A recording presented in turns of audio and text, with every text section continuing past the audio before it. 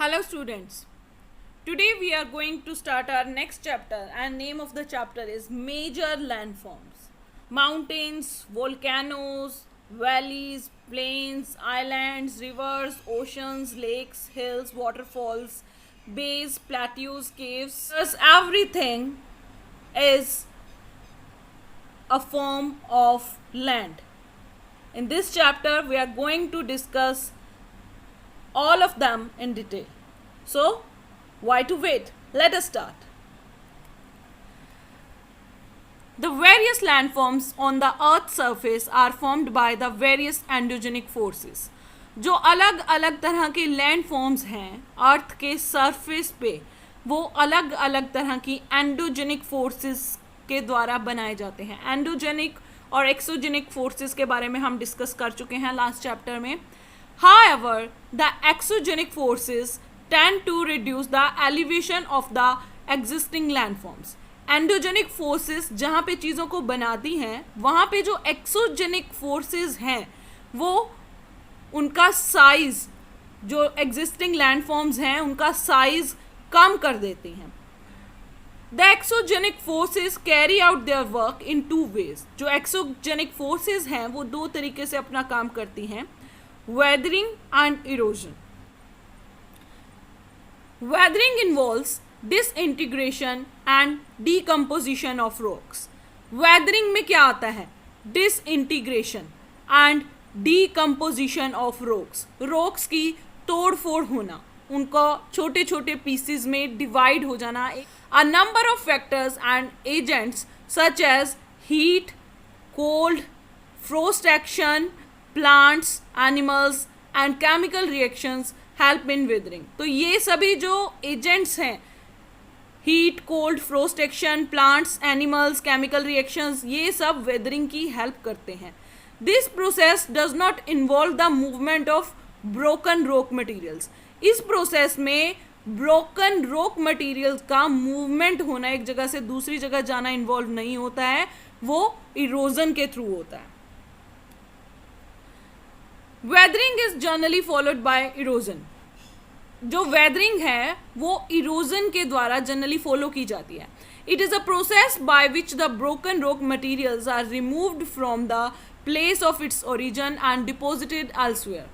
इस प्रोसेस में जो ब्रोकन रॉक्स हैं या ब्रोकन रॉक मटीरियल हैं वो एक जगह से हटा के, जहाँ पे उनकी उत्पत्ति हुई थी, जहाँ पे उनका ओरिजिन हुआ था, वहाँ से हटा के दूसरी जगह पे डिपॉजिट कर दिए जाते हैं, जमा कर दिए जाते हैं.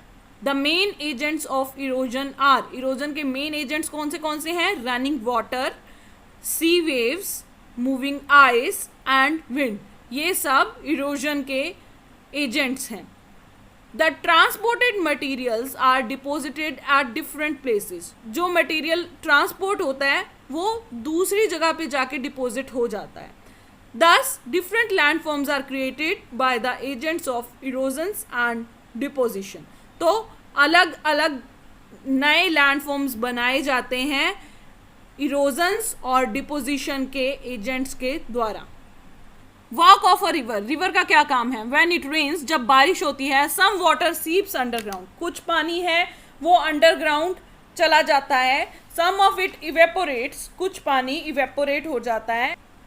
And the rest forms small streams, और बाकी का छोटी छोटी स्ट्रीम्स बना लेता है.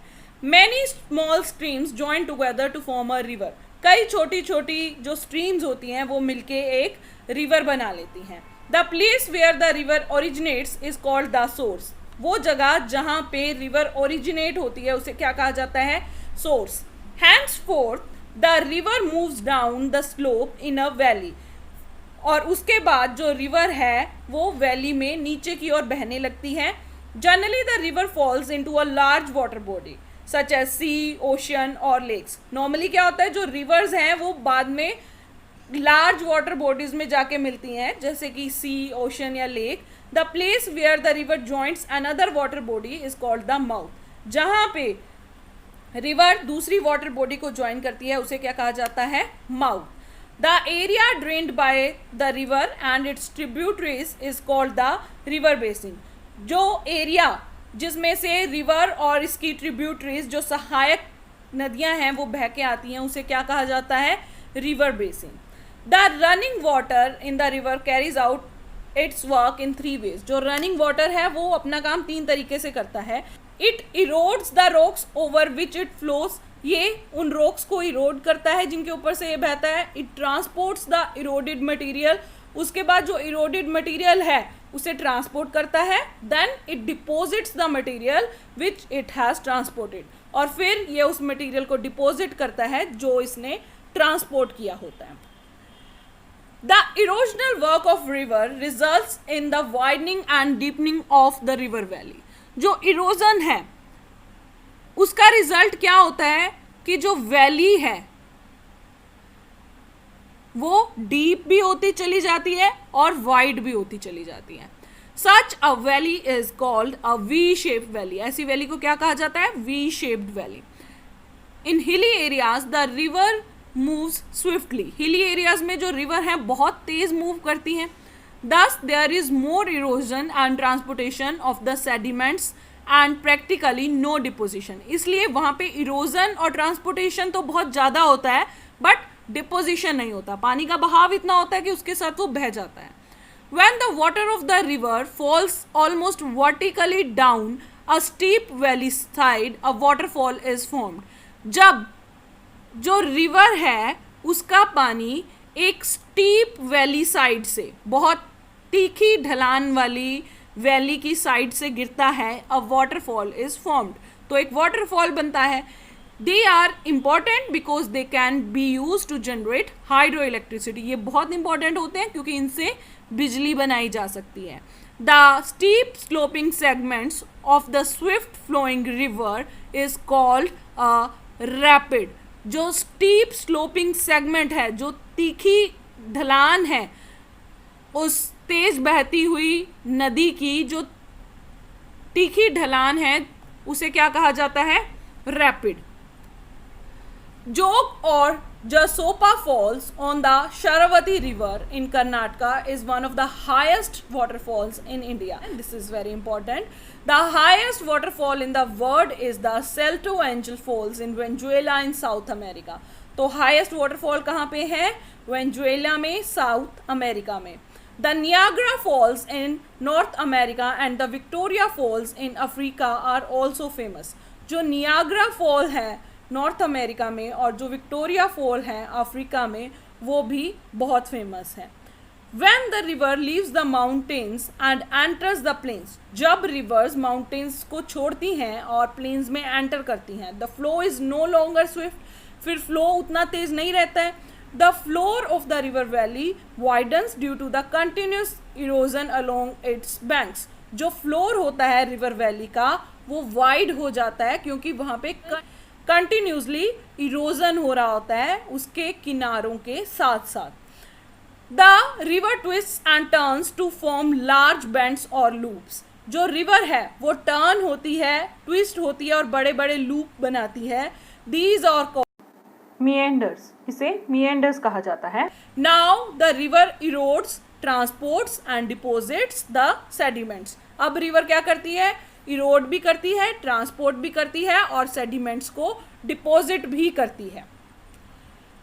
Due to continuous erosion and deposition the meandering loops become almost circular.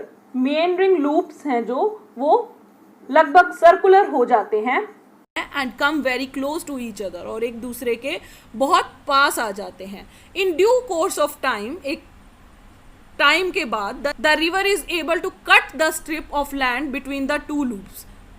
कुछ टाइम के बाद जो रिवर है वो लैंड को कट करने में सक्षम हो जाती है and takes a straight course, और अपना एक सीधा रास्ता बना लेती है. The circular loop that is left behind, जो सर्कुलर लूप बाकी का पीछे रह जाता है, completely cut out from the main channel से जो बिल्कुल कट आउट हो चुका है, फॉर्म्स एन ऑक्सबो लेक. वो क्या बनाता है? एक ऑक्सबो लेक बनाता है. During floods the river generally overflows it's banks. जब बाढ़ आती है तो पानी नॉर्मली उसके किनारों से ऊपर बहता है. The fine alluvial soil brought by the river is deposited on the valley floor. जो बहुत उपजाऊ मिट्टी होती है, जो नदी के साथ बह के आई होती है, वो वैली फ्लोर पे डिपॉजिट हो जाती है. This fertile part is called flood plain. इस फर्टाइल पार्ट को क्या कहा जाता है? Flood plain. In the flood plain, the coarse materials are deposited along the banks of the rivers. Flood plains में क्या होता है? जो कोर्स मटेरियल, जो रफ मटेरियल होता है थोड़ा सा, वो बैंक्स होती हैं, जो रिवर की किनारे होते हैं, जो वहाँ पे डिपॉजिट हो जाता है. Thus long ridges of low heights are formed along the banks. इस कारण से बहुत लंबे लंबे रिजेस बन जाते हैं जिनकी हाइट कम होती है. These are called natural levees.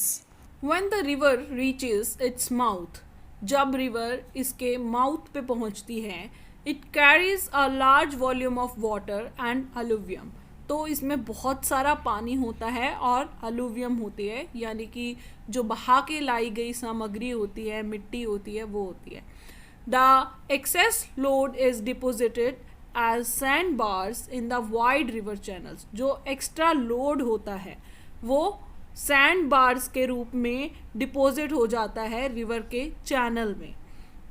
This divides the main channel into several channels. ये मेन चैनल को और कई छोटे छोटे चैनल्स में डिवाइड कर देता है, विच आर कॉल्ड डिस्ट्रीब्यूटरीज. जिसे क्या कहा जाता है? Distributaries. In this stage, triangular shaped land is formed between the distributaries due to deposition of sediments. एक triangular shape land बनती है distributaries के बीच में, क्योंकि जो sediments हैं वो लगातार यहाँ पे डिपोजिट हो रहे होते हैं. This is called a delta. इसे क्या कहा जाता है? Delta. The Greek letter delta was first used by the Greek historian Herodotus for the triangular depositional land on the mouth of the Nile river.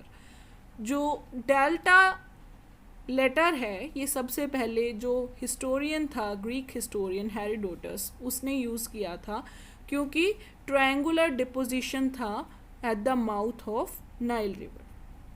The delta formed by the Ganga and the Brahmaputra rivers is the largest in the world. जो delta Ganga और ब्रह्मपुत्र नदियाँ बनाती हैं वो दुनिया का सबसे बड़ा डेल्टा है, और उस डेल्टा का नाम क्या है? Sundarban delta. Right. So students, we have discussed almost half chapter and I hope each and every concept is clear to you. Now I am forwarding you one assignment. Please solve it and submit it to me. Okay? Take care. Goodbye.